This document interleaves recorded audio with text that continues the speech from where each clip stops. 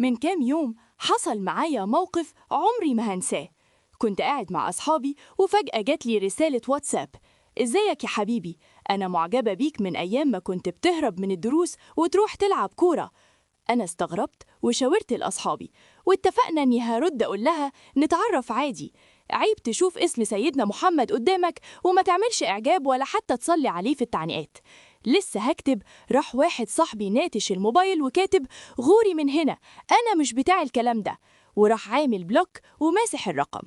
قعدت أزعق له وهو بيضحك وسبتهم وروحت البيت وأنا متضايق.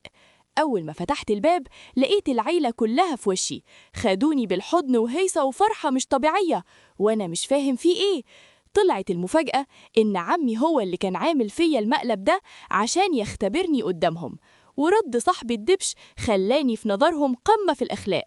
يومها شفت احترام من أبويا ما شفتوش قبل كده، والمفاجأة إنهم جابولي بلاي ستيشن هدية. تخيلوا بس لو كنت بعت الرسالة اللي كنت ناويها كان زماني دلوقتي مشرد في الشوارع.